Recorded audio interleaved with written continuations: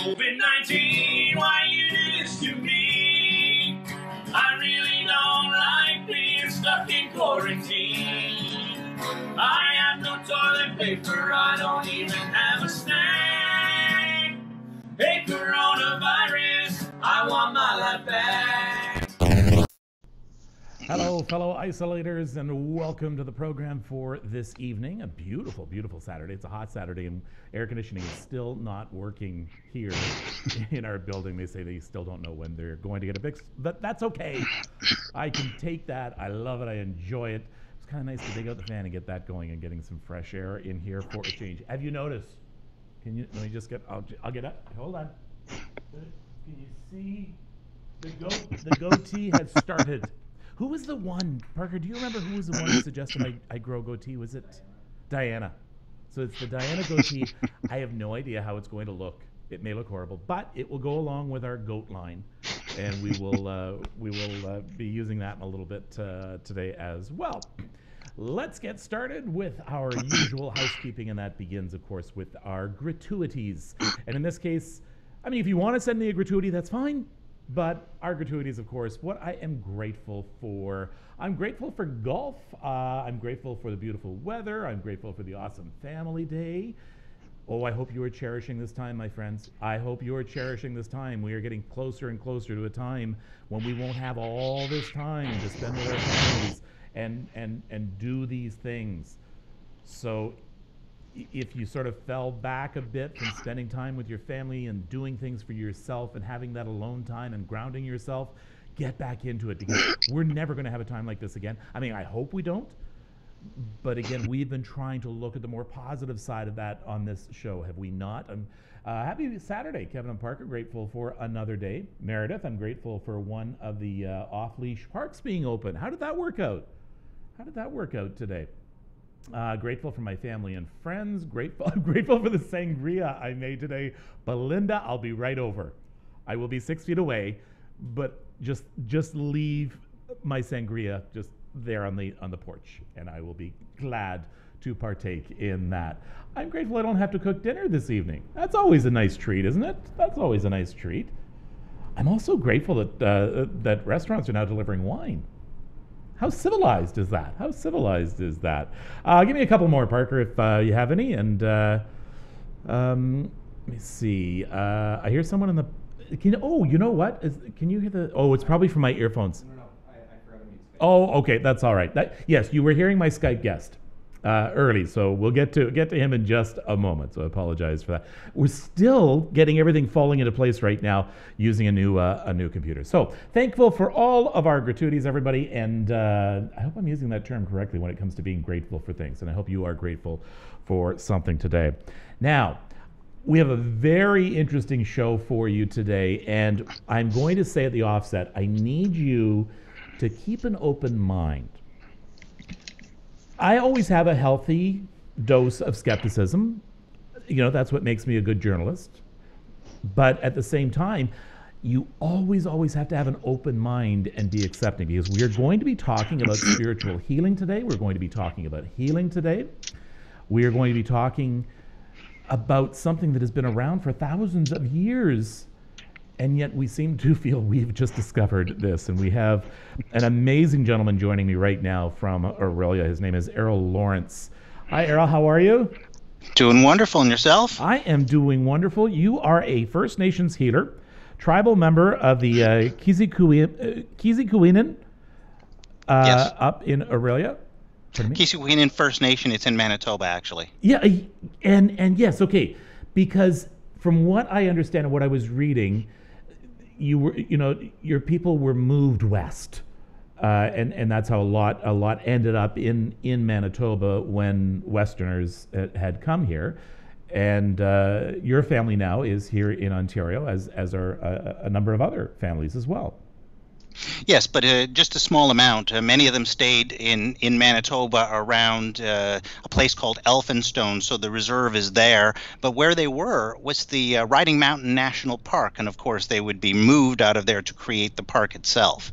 And this was the migration a little bit westward. However, there were pockets of people that were moved all the way to the west coast, and those would be the people who shared the same language group, and that would be the Saulteaux language. So that's, so it's really strange. You'll talk to people and they'll say, oh yeah, we speak to these people and they speak Saulteaux and they're out on the west coast. I always wondered how that happened. A little migration. So you are a healer, and I've actually had a session with you, and you're a darn good healer. I'm gonna give you that right now. Tell me a little bit about what you do. I guess the best description of what I do is to sit with individuals and guide them to tap into the body as technology, and then discover how to locate the places where trouble exists, getting them to use the focus. The strength is in your focus. And if you focus into particular places, especially in the center of your chest, the heart center, you will be able to navigate all the other areas. You'll be able to discover sicknesses on the physical plane. What are they about? Where do they have origin? Is it in your mind? Is it in your thoughts, in your feelings? Does it come out of the emotional body? Are you holding it as ancestral memory, patterns, beliefs, things you've witnessed, programs? So I guide the people to be able to ask the right questions. And from that, I can help them interpret what that answer is and then go to the source of that and find resolution in it by giving them very simple instructions to try to understand that all your experiences, whether good or bad, need to be resolved back to unconditional love. So basically, it's the idea of flattening the curve. So all of your experiences good, all of your experiences bad, at the end of the life, condense them. So teaching people how to be able to find solutions to seemingly, unsolvable problems, whether they be mental, physical, emotional, spiritual. Okay, folks, don't go away, because this is fascinating. It is such a great alternative to worry and stress and even drugs.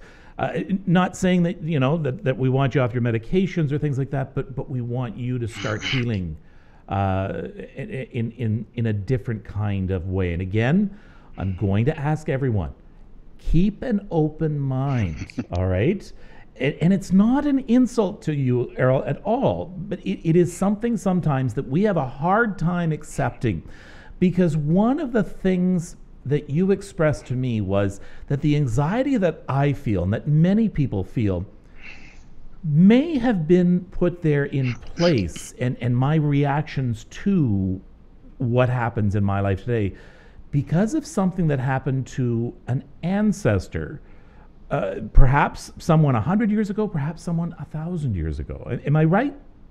Absolutely. Okay.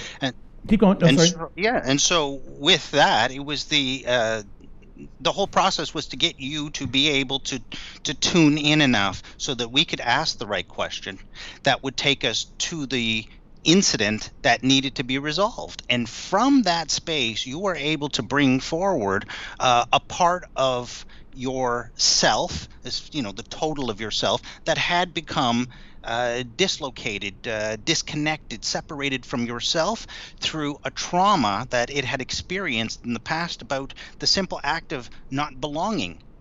We see this in many immigrant families, those people who come from other cultures that have just arrived. Many of the parents go through this, and sometimes even their children who arrive here at 5, 6, 7, 8 years old feel that they don't belong.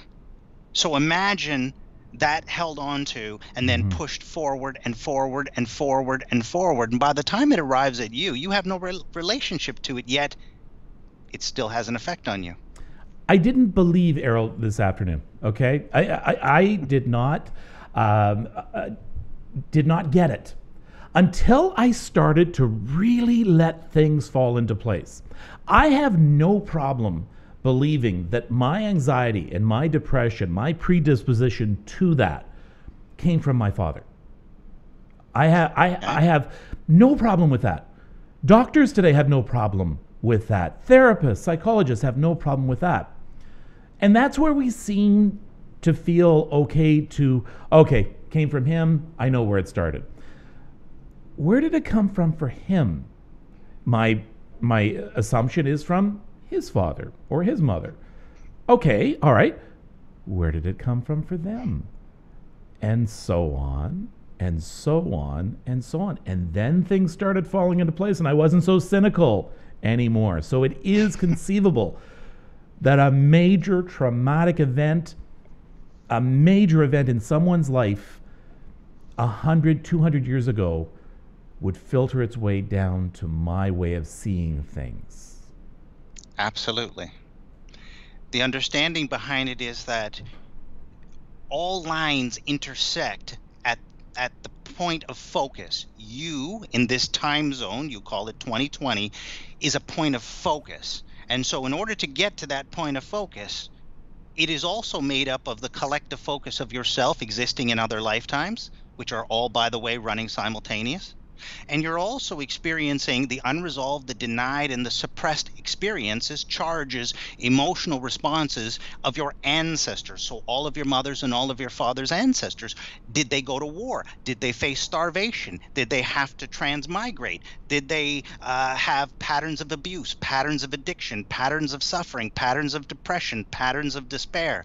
And these patterns, if unresolved on the deathbed, simply push forward to the next generation to play out, who may not understand why they feel the way they do, die pushing it forward and forward and forward. By the time it arrives at this time zone, we just don't understand why we feel the way we feel. Yeah, and which is, again, there are so many different parallels here. And this is why, another reason why my skepticism is waning considerably, is that you talk about parallels and you talk about parallel lives and parallel universes, and that theoretical physicists to this day now are saying it looks as though there may be 100 different Kevins doing 100 different things, all at this same, if we want to say time, but on different planes. So again, so I'm trying to convince myself. Can you tell, Errol? I'm trying to convince myself. So what did you discover this afternoon when you were talking with me? And I'll tell you, I thought we had been on the phone for 10, 15 minutes. I looked down at the timer when we were done. It was 1 hour and 20 minutes. That just blew my mind. So, and I don't mind you saying anything at all about what we talked about. I'm very open with my anxiety. So please. Well, the thing that really stood out was your ability to go from not understanding the experience to tapping in, and then to leaving the present space of time and location to expand your awareness outside of time and space. And this is what allowed you to tap into all the fields of information that are available to all of us if we just give ourselves a moment to create the focus and then allow expansion outward. So what was interesting was the fact that I was expecting the answer to be on the surface, that the anxiety is a result of usually a childhood trauma. It may also be a family type of trauma, which really didn't come up. When we started to explore the mind, even the mind saw it as a historical event that was having influence over right now. And I was actually really surprised by that. I had anticipated that it would just be this typical thing where people come in and I'm having anxiety and I have panic attacks, but most of it is this lifetime experiences, and we didn't get that. And to make matters worse, if we don't deal with it now, my children will deal with it, their children will deal with it, their children, their children, their children as well. 100%. So in a time of quarantine right now, the world is experiencing together, collectively, an incredible traumatic event. What do we need to be doing now so that this event does not get passed down to our children and our grandchildren?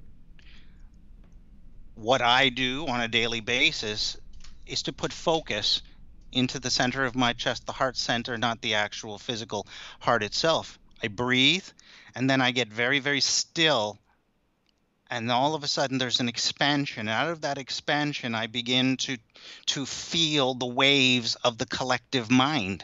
And that collective mind sometimes brings a picture. It sometimes brings moving pictures. It gives feelings, thoughts, sensations of emotional charge, of fear, of upset, of anger, of loss of business, loss of income, loss of wealth, loss of all of the goals that had been set.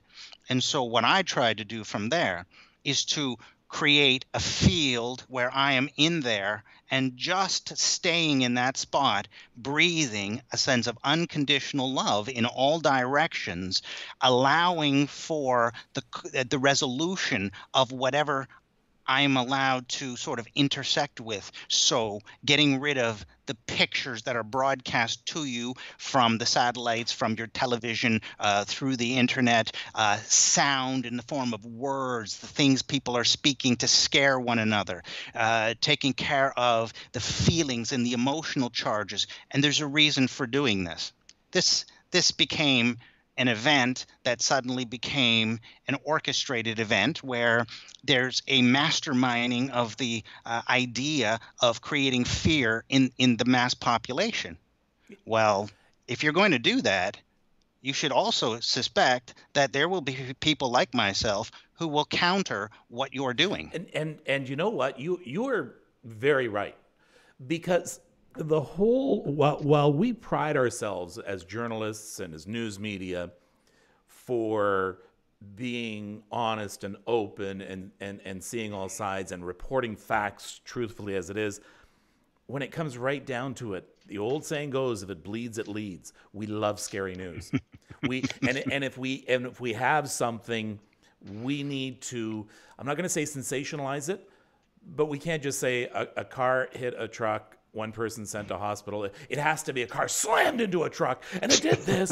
So yes, we are bombarded by news organizations, and every single one of them are there to make money, and they want your ratings, they want your numbers. You're probably going to listen to someone who's going to scare you. Why? Why do ratings go higher when we're being scared by someone? Yeah, that of course, at first it was a mystery to myself. Well, why would people entertain this? Well, you'd have to ask the same question. Why do people watch scary movies? And True.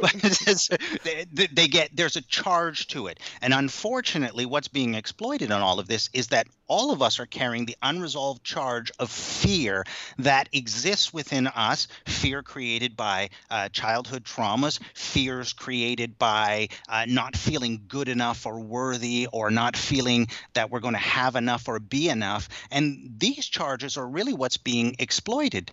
So there is an effort out there to put out a broadcast that creates a vibratory match, a frequency match to unresolved charge in your emotional body, unresolved charge held in your thoughts, unresolved charge held in the mind, held in your feelings, held in the cells of your body. And it's done with actual intent. They know the outcome of what they're trying to achieve. You're right. So at this point, while people are afraid, they are seeking leadership, and they're believing that the broadcast is going to provide that leadership. Yeah. It's not happening. Yeah, I agree. And something has to be done about it, because we're going further and further down that rabbit hole instead of things getting better. You know what? I have so many questions that are being asked right now by our viewers. So Sure. I want to get to some of them. Mike, you were talking to someone, Mike Robbins, one of my viewers. You were talking to someone who said, maybe Kevin will see your question. I want to start. What was the question? It was from Kelly. Do you have Kelly's question there, Parker, at all? Kelly, could you re-ask that question? Because I'm going to start with your question. You were one of the first ones to ask a question. So, Kelly, if you could give me your question again, I will pass it on to Errol. It just takes a few moments right now for social media to catch up. It's like a 30, 45-second delay, sometimes a minute or so. So I'm just going to wait for Kelly to re-ask that question, and I want to go to that one. People are talking, of course, in the meantime about Reiki and energy work, and that is becoming more and more popular. In fact, more in hospitals, in Western hospitals. Are we doing it right? Are we embracing the different ways of seeing things, whether it's Eastern medicine, whether it's indigenous medicine? Are we on the right track? We're beginning that process, and the evolution of it has been wonderful. For instance, here in Aurelia, there's been one of I guess you would say it's a health center or a group of health centers that will be under a flag of an organization called Mamaway, and what they have been able to do is to look after the off-reserve people. So people can go to either Barrie or Aurelia to a health center. They can see somebody like myself, which is just wonderful. Yeah. Otherwise, I have to travel to the First Nations reserves themselves to provide the same service at the health centers there. But oftentimes we have to, sort of plead a little bit with the organizer or, the head of the health center to sneak non-native people in there who really legitimately are seeking the help, and I could provide that help, and I see open spaces. So some of them are just like, okay, but we'll turn a blind eye to it. So we are moving in the right direction in that, these health centers are starting to emerge, and they're not dictating to us that we can't bring the full breadth of our knowledge in to solve problems. So this has been a tremendous advancement. My alma mater, Canadore College in North Bay, has just recently opened up a brand new medical training center. And it is three-tiered. It's Western medicine, it's Eastern medicine, and it's First Nations medicine. And they also, they have herbs that they've planted, and they're geotagged, so they can go out and get these herbs to use in different medicines as well. So just the fact a school is coming on board and online with this does hold some hope for the future that perhaps will embrace some older ways of thinking. Well, one of the improvements when I go up to Manitoulin Island and work out of one of the, out of probably about 4 health centers up there, but one of the things that they've been doing is bringing people in from the medical program that's being operated in, I believe, the Sudbury area, if I'm not mistaken. But these are people who are ready to graduate, and so they're seeking internships. But prior to that, they're getting experience by going into these health centers. And what's interesting is they've been allowing the medicine people to sit with them and to give them an introduction to an understanding in healing that is absolutely not even spoken about at the schools. Mm-hmm. So if they are making this change at the medical school level, this is the direction. We need to integrate everything, because we're missing a giant piece of the entire program. See, if you're in an emergency situation, don't come to see me. I'm not stitching you up. So you need to go to a hospital, to people who are well trained and well versed. But if you're truly seeking to heal, my experience has been it's not going to happen there. Yeah. So you have to go outside of that until, of course, they open their system to try to, address the idea of what is healing in the first place.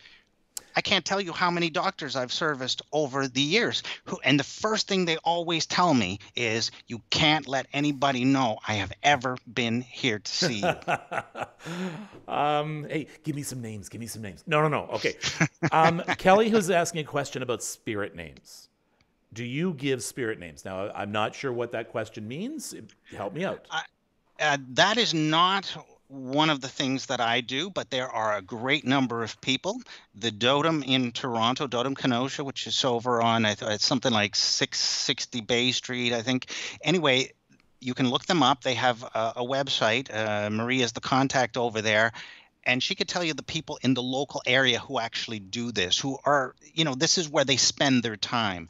I could if I wanted to, but it's just not the center of my focus. What's the need of a spirit name, and what does it do? So the name, these are situations where the ancestors bring forward particular qualities of an individual, and our job is to go seek the name. So it gives you membership of type of clan, type of spirit beings that you can associate yourself with. If you have questions, if you feel you need protection, if you feel you need to be comforted, they're there to do that, and you would actually perceive of them as that particular creature. You would also be able to understand how the ancestors are viewing you through the name that they're providing. So your spirit has particular characteristics.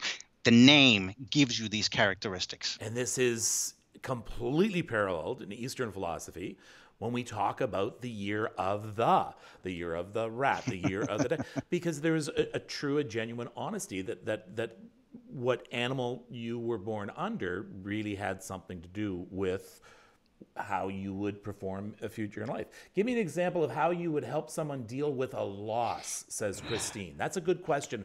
I have quite a few viewers who have recently had losses, and it comes at a time during COVID and distancing, and it's not easy. One of the things to try to understand about dealing with loss is to be able to create a heart-centered focus within yourself, so that through breath and just keeping a focus, take 20 or 30 breaths, pause, and ask your heart for communication. And from when you receive an answer, from that, what you can then do is ask the heart to give you an interpretation of why you feel the way you do about the absence of that individual in your life. See, how it was always explained to us is that you're not actually crying for the people that are gone. You're actually crying for yourself because something will be missing. Well, that exploration will tell you that the truth about missing them might actually be something you also miss within yourself. So a match creates a match. The other piece of it is this. I will generally ask them, once everything is tapped in, the heart can speak, to actually bring the person forward. And then I'll say, okay, I'd like you to tell them that you're continuously grieving for them. I want you to ask them for the truth. Is this pulling on your energy? And then they'll answer them back, and then we will decide how to separate this by giving them enough of a conversation and then stopping them and saying, let me ask you a real question here. If they're standing here answering your questions, why are you crying? Because isn't this interaction telling you that they're not actually dead? Wow. So the nature of the problem is the misunderstanding. The misunderstanding comes about because you're being told that you are the body. This is not even remotely possible. You are and only ever will be your soul. You will be the non-physical being that you are. You are in a handshake relationship. So when a soul withdraws its focus from the body then goes back to where it came from, which is body is earth. So it simply returns to that space. But what happens then is the focus is no longer in this time space. Their focus of the dead becomes expanded. And if you call them forward and they're standing there and they're having in real time conversation with you, they're actually giving you sensations of love. If they're talking you through this process, if they're guiding you to find the peace in the understanding that there's nothing happening here except they no longer focus with a body, then all of a sudden, how could you be in grief when they're standing right there? So a lot of what's happening here is that people have unresolved issues with fear of death. And now if you look at this pandemic, there are two things being exploited here. One of them is your fear of death, and the other one is fear of the unknown. Mm-hmm. And this, of course, plays into the loss of an individual in your life. They're not gone. They simply changed the space for which they focus. And they're no longer focusing here. However, through your heart, you have full access to them. They can speak to you 24 hours a day. So Donna is asking, okay, then, how do we have a conversation with them? Now, we're not talking about, just talking to no one and just assuming that. Oh, no, you will see them if you choose. How so? Explain. And again, folks, I'm asking you, keep an open mind. Listen, okay? Just, you can choose to believe or not, but right now, I'm just asking you to give this a chance. Listen. So what I would suggest for people to do is to really break through the barrier that's there. Grief, sorrow, loss, suffering, things of a more negative nature cut you off from connection to the heart. The heart is the gateway to the soul. It is the gateway to the universe. So the best thing I would recommend for most people is simply put the focus, close the eyes, draw the focus to the center of the chest, take 30, 40, 50 breaths, and then slow it right down and just generate the question, heart, can you communicate with me? Be very still. Bang, got your answer. Yes. Okay. Can I ask you, is it appropriate at this point, since they've just passed away, to call this individual forward? If the heart says, absolutely, we can do this, then call them forward and you will have the experience. It will be more real than the experience that you and I are having right here. It's that convincing. It's beyond convincing because you're doing it from an expanded state of awareness. You will be able to if you have good third eye type vision, you will be able to see it. You will be able to hear the person, touch the person, interact with the person. All of a sudden, you have to ask yourself the most logical question. How can they possibly be dead if they're standing right there? And the answer is they're not, because you're not being told the truth.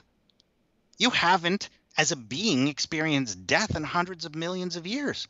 The only thing that's going through this process is your body. And if you've ever asked your body the question, it's a non-issue to the body because body understands its entire existence.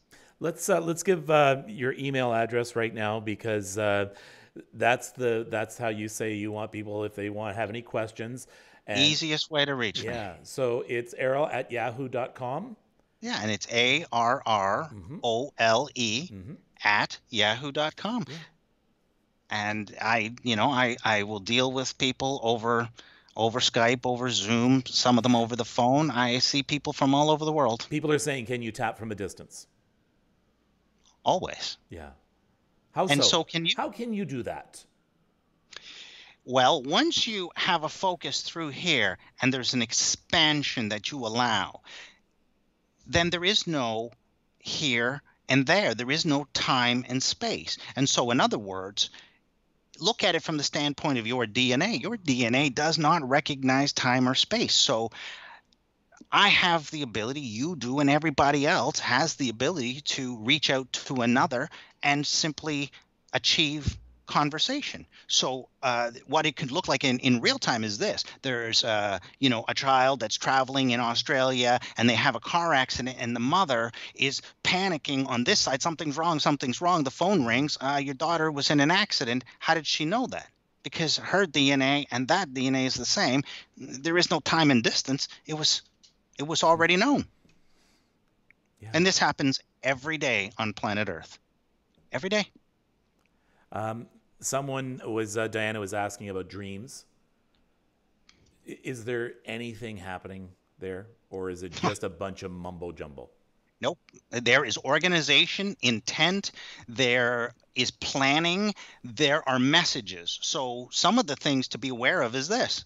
Every dream about a house or an apartment, it's a dream about your soul. Write those down. You are being told something very specific that has something to do specifically with you. In other words, there's something going to be happening in your environment. You need to understand what is happening. It could be you're in an apartment and then, an older member of the family is there and they're saying, I must leave. And then next thing you know, they die. Well, you were already told ahead of time that this would be taking place, just not in the way that you were accustomed to receiving messaging. But that state of being is wonderful because you are not limited. You can fly in your dreams. You can walk through walls. You can do all sorts of things. So the dream state allows you to experiment by setting an intention, let's say, before you sleep. So let's say just as you're just getting to the bed and you know what, I have a problem with something here.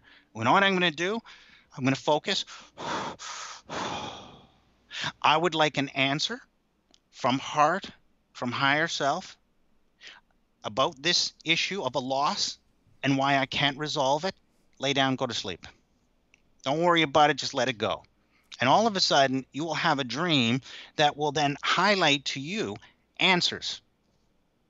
And you will wake up and you will have a different state of mind, a different state of being. Why? Because the answers will often include things where that individual you're crying for actually comes in and says, listen, it's not what you think. Everything's fine. Even I was afraid on the way out, but it's a non-issue.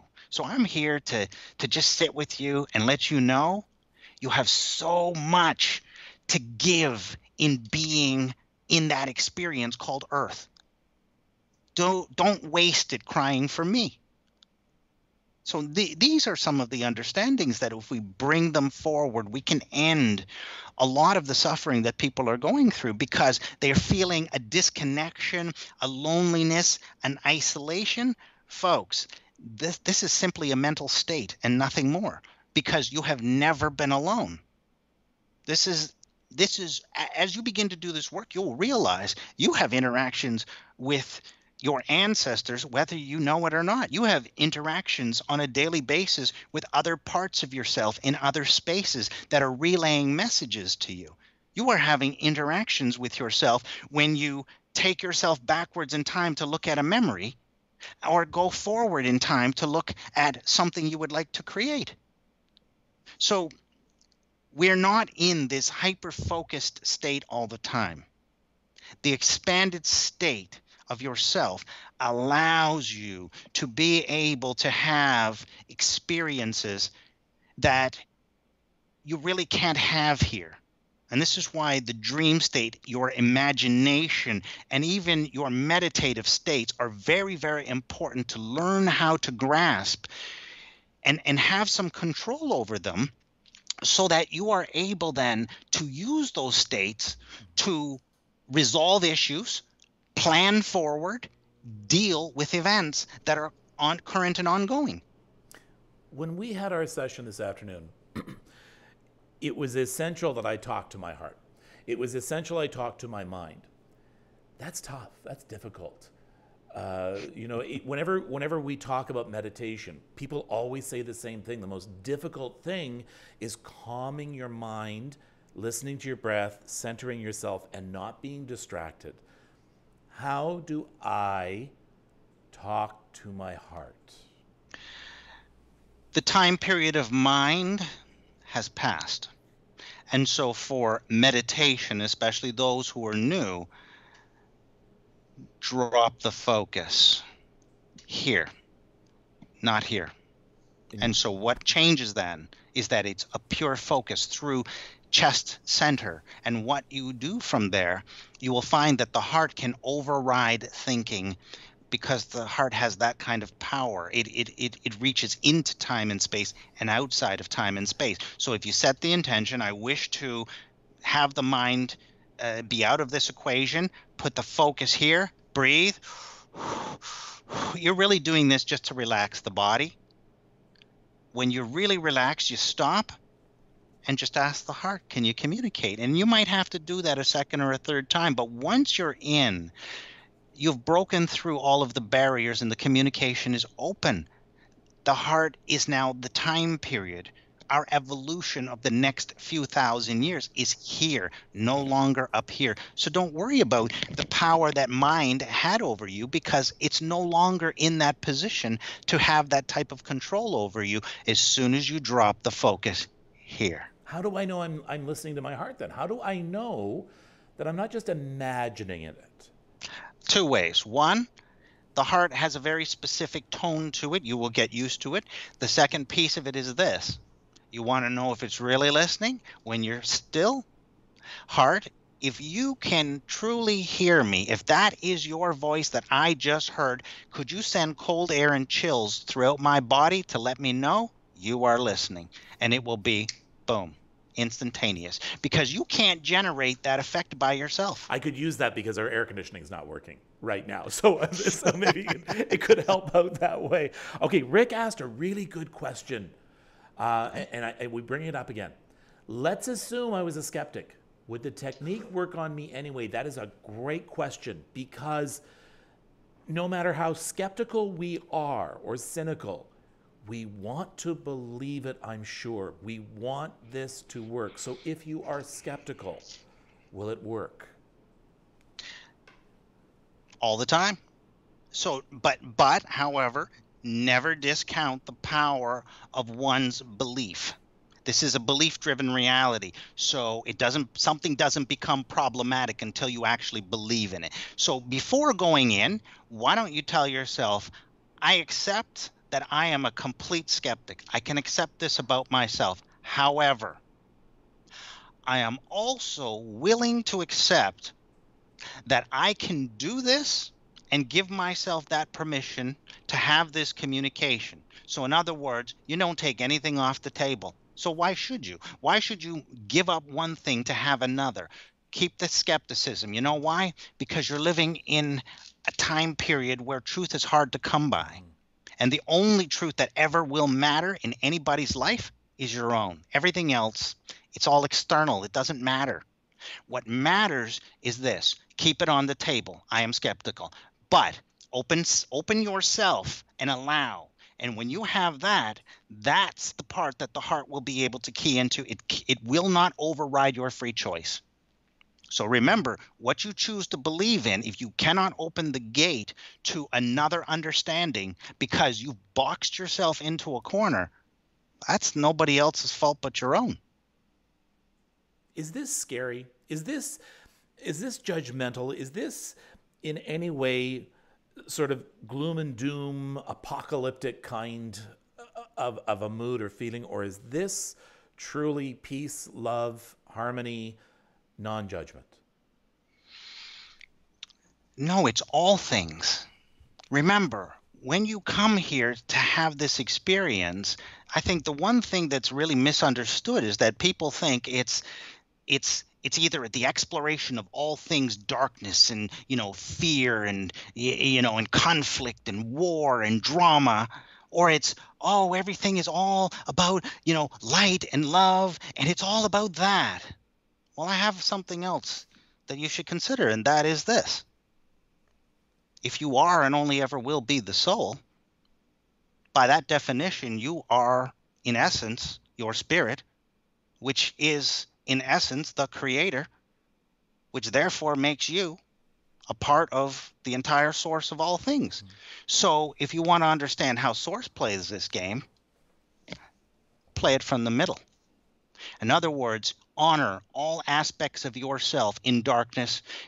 Honor all aspects of your expression in light, whether that be kindness and compassion, your stuff in darkness, all the way down into hatred. Have respect for all of your expressions, but always bring yourself back to the center.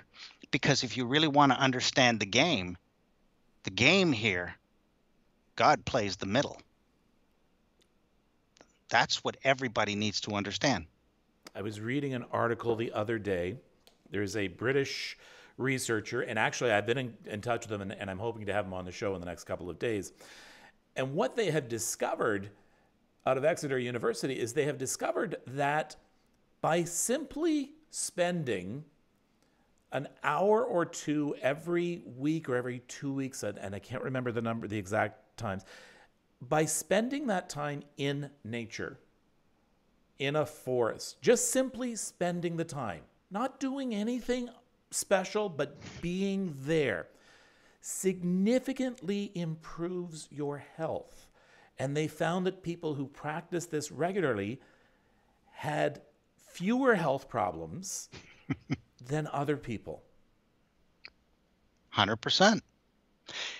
The understanding that can be taken away from it is that everything is vibration, everything is frequency. And so when you are sitting in the forest, you are being bathed by the frequency of trees, of plants, of rocks, of metals, of minerals, and the forces of nature themselves. And so you're outside of most scalar waves that are coming off of satellites for broadcasting and all the different things, Wi-Fi and things that are blanketing our environment. And so when you are in a forest, you are receiving vibration that will correspond to things that exist within you and help to amplify these things, because you eat plants. You have different plants as part of the food that you eat. And so there are corresponding frequencies. And so your whole system is made up of nature. Your body is the history of nature itself. It is the history of Earth. And so when you walk into the forest, the trees know who you are, because even if you don't know who you are in this lifetime and that and that and that and the others that you also have resonance with in future, you should know that the trees, they know you. And in some areas that you have been in that area again and again, those trees and their future generations know who you are. They know you by vibration. They know you by the vibe you give off. They understand that they have a relationship to you, not just now, but across all the time zones. So when you walk into this place, it's an honoring of you, because the trees are alive, because the plants are alive. The stones are alive. In another example, dogs, horses, animals like that, they sense what kind of person you are, and a dog owner can be walking by and just completely taken aback and surprised that all of a sudden this dog is reacting in particular to one person, and it's not just a case of they were beaten or anything earlier on, but the fact that they get a vibe, they get a feeling. Yeah, they pick up your unresolved charge. So you have an unresolved charge with a particular species. That species will react to you. And it was always fascinating that whenever my wife loves horses, however, every time we've been around them, they misbehave. And so I finally had asked her, why don't you go and sit there over in the forest and make peace with whatever happened in whatever lifetime? It doesn't make any difference. Make peace with that. And she came back around, and of course, they acted totally different. Why? Because you are carrying these charges. They're right here. They're in the field. The energy surrounding your body, it's detectable, more than 6-7 meters away from your body. So these animals are intuitive. They have a higher spiritual understanding of themselves than we do. And so, we just make the assumption that they're not intelligent. Not so. These animals are actually highly intelligent, highly intuitive, and they have a higher frequency rate. And so they can pick up things in you that you are completely unaware of. So if that dog is reacting to you, it's because you have unresolved charge with canine. Whether that be a wolf or a domestic dog, doesn't make any difference. It recognizes a pattern and it reacts to it. It's like, whoa, that's a threat. But then what do we do? And this strikes me so often is, although it's important to be a part of nature, it is also, we are a part of nature, yet we do everything we can to shut ourselves off from it. We have roofs, walls, we wear shoes, we walk on sidewalks, we walk on driveways that are paved. We do everything we can not to have to walk on dirt, unless we want to go to the park or something like that. And look at us, we're reconnecting with nature.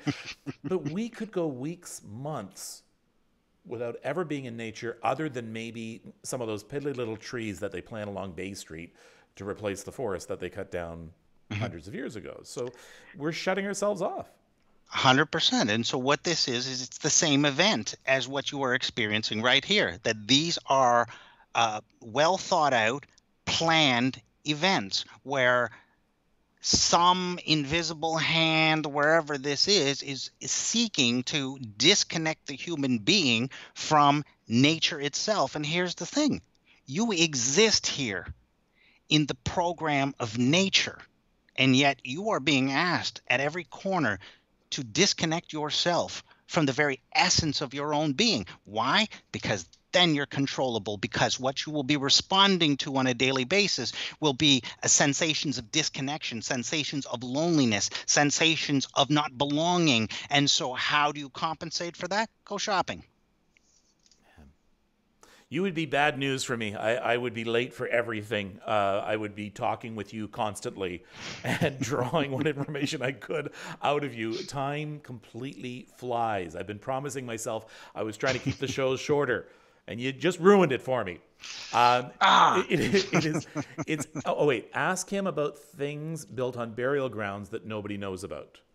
Can we talk about burial grounds? Can we talk about? Sure, About that? absolutely. Yeah. And so when you have when you find oftentimes that human beings do this, actually it's probably subconscious, but what happens is we generally tend to build a civilization upon a previous civilization. So what are we in essence doing? We are demonstrating that previous place had some sort of foundation. And so that foundation does interact with the new society that's building something on there. So likewise, if you go to a graveyard type of situation and then you say, well, we're just going to plow this stuff over and pretend it wasn't here. Guess what, folks? The energy of the people who once upon a time lived upon that land, some of that memory is still there because it will be held by the gravestone itself that was there. It will be held if the body was buried in the earth. It will decompose and become part of the water, become a part of the air that passes by, become part of the metals, the minerals, the things that it intersects with. So now you build something over top of it, and it's out of alignment with the energy of what was there laying at rest. You do have the situations that you refer to as haunting. And these do take place. And so in those cases, you need to make peace with whatever was below there because they were there first. And they're simply doing what every human being does. I'm staking a claim that even though I don't have a physical body, I am still holding some kind of resonance here. Most people move on. As soon as you leave that body, you completely move on. But there are so many people who are stuck in belief and ideology that they really can't move on because they've forgotten what to do and how to do it. And so they're hanging around. Now, all of a sudden, you start building something on top of that. You expect that they will be coming to talk to you, that they will move things in your environment, that they will be able to shake things up. Now, there's another piece to this puzzle, and it sounds like this. Remember, when you have a home, let's say, that you build, the only reason why that house stands is not just because somebody put it together. It is your energy, the human energy, that actually holds the house together. And so the moment a human being abandons that house, doesn't the house crumble very quickly? And yet people living in that home who didn't do any repairs for a considerable period of time, that house will still be standing despite the fact that the one next door that was abandoned, absent of human energy, will actually begin to collapse and return to the earth. So when we see that it is our energy that is holding the walls and the furniture to be manifest around you, that means that there's previous history below here that may be in disagreement with what you're doing and choose to interact with you. And there are places on earth that are truly haunted. All right, Errol, I could honestly talk to you for hours, but I want to go have some supper. So email, your email again. Errol, ARROLE @yahoo.com. Easiest way. Normally I'm on the road, but with everything closed down, I'm just responding to people from all over the world and providing healing for them. Most sessions are approximately 2 hours in length. They're very, very detailed. They go over not just this life, but it encompasses a whole lot of different scenarios, cleans up the ancestral lines. It helps you to then gain control over body, over mind, over how you think, act, and feel. It helps you to resolve traumas, accidents, the creation of illnesses within yourself. I mean, not all illnesses can be resolved because sometimes there's contract for it. So I help you to understand all of these things. All right, Errol, thank you so much for this. It has been enlightening, and I know that my viewers have loved it. Everybody is just is exclaiming over that. So thank you very much. And will you come back again?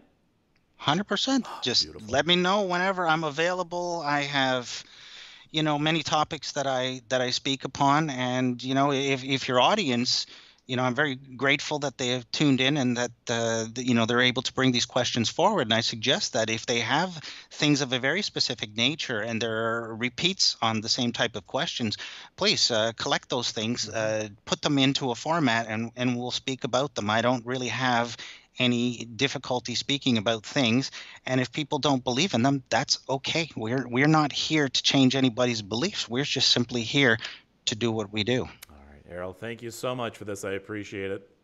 Oh, thank you, and I really appreciate it, and blessings to your audience, and I thank them for their participation as well. Thank you. Errol Lawrence talking to me from Aurelia. Thank you. Wow, that's and I keep forgetting to tell my guests, Errol, you can disconnect now. Thank you very much.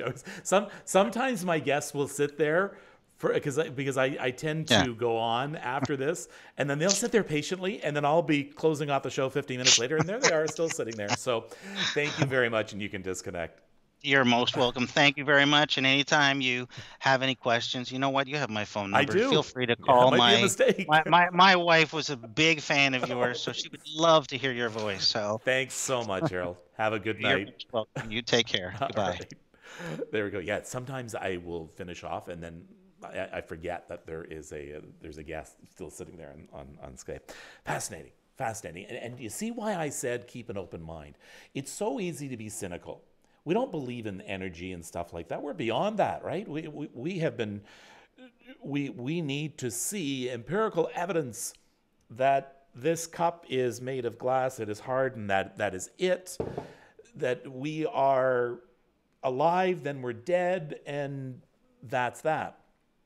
You know what? Somewhere in the 50s, the 40s and 50s, we started to push ourselves away from anything natural. It's no coincidence that in the 40s and 50s we started working out. Exercise wasn't a thing before the 40s and 50s. Before the 50s, it wasn't a thing, but people were okay. They weren't obese. There was far fewer cases of obesity, but and we started getting pills for everything in the 50s. Tranquilizers and Valium, anything, and we started using that.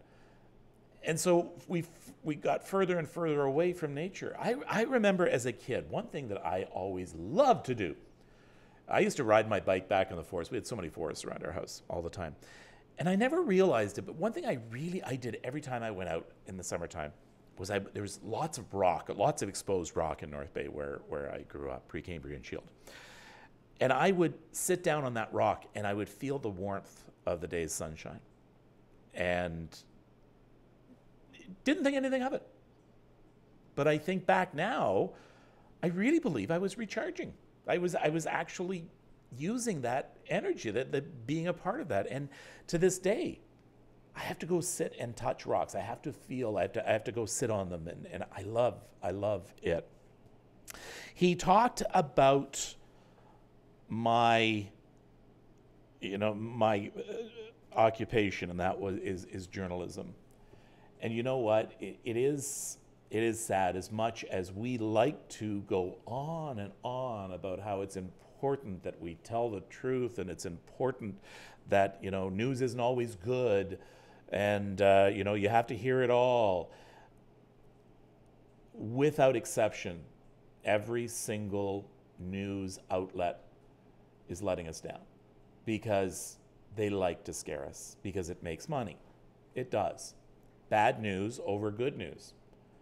Good news, you know where good news goes, right? It goes at the end of the news. It's that cute little story at the end of the news.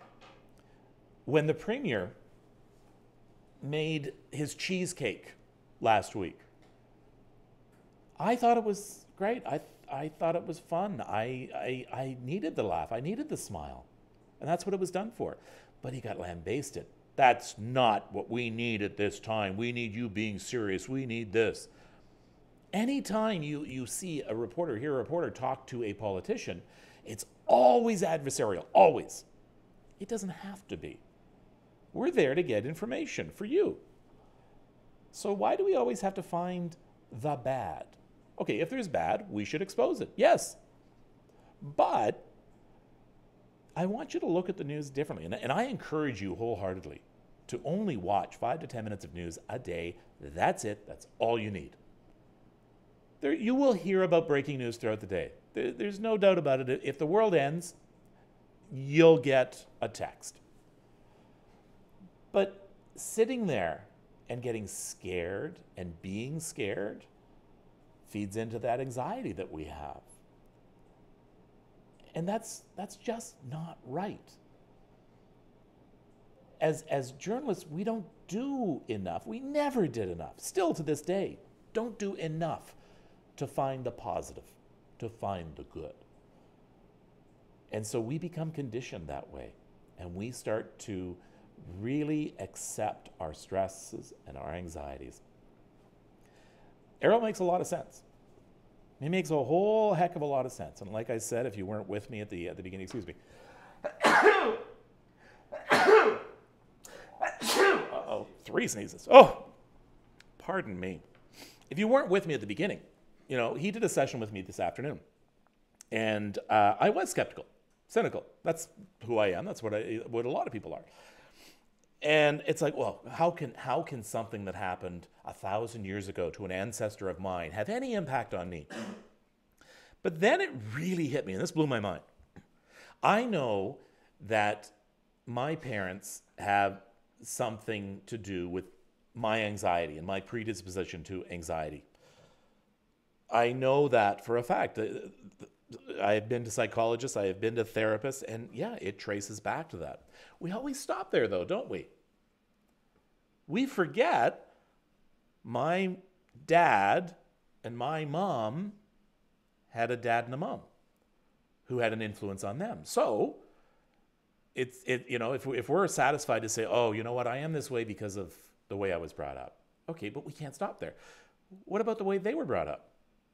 Okay, what about my grandfather? What about the way he was brought up? My great-grandmother, my great-great-grandmother, my great-great-great-grandfather, and so on, and so on. Instinct comes from our ancestors. Instinct for animals and for humans comes from something that happened thousands, if not millions of years ago.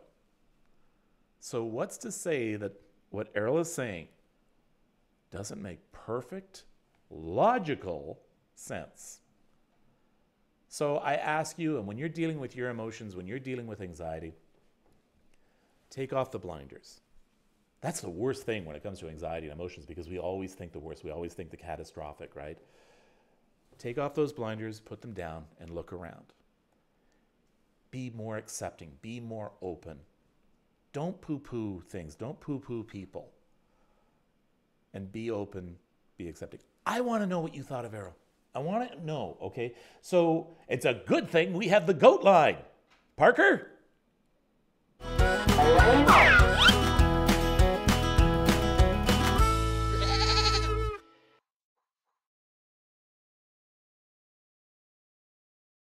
There we go. The GOAT line, 647-793-GOAT. 647-793-4628. I want you to call now and leave a message. Tell me what you thought of Errol. Are there any other questions you have? Tell me what you're feeling right now. Now's a perfect chance. And then what I'm going to do is I will gather some of your calls and we'll get together and we'll talk about it tomorrow. So call the GOAT line right now. And it is, what is it again, Parker? There we go. 647-793-GOAT. You think I'd remember that by now, right?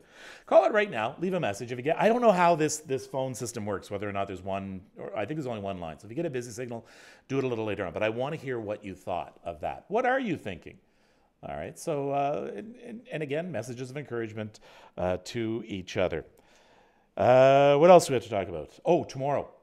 Tomorrow is World Meditation Day. It is World Meditation Day tomorrow, and Patricia Rockman is going to join us once again and lead us in a simple meditation. So that is tomorrow, World Meditation Day, here on Kevin's Isolators, and hope you can join us. Don't forget, you know what? I worked hard on that thing. Can we run my goat thing once again, please?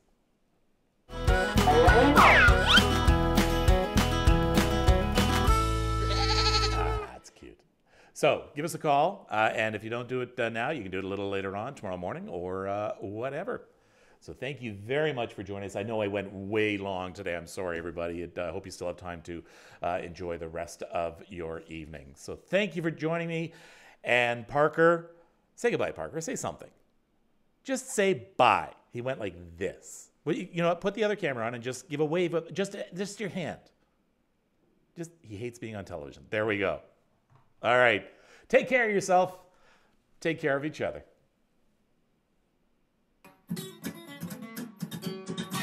COVID-19, why you do this to me? I really don't like being stuck in quarantine. I have no toilet paper, I don't even have a snack.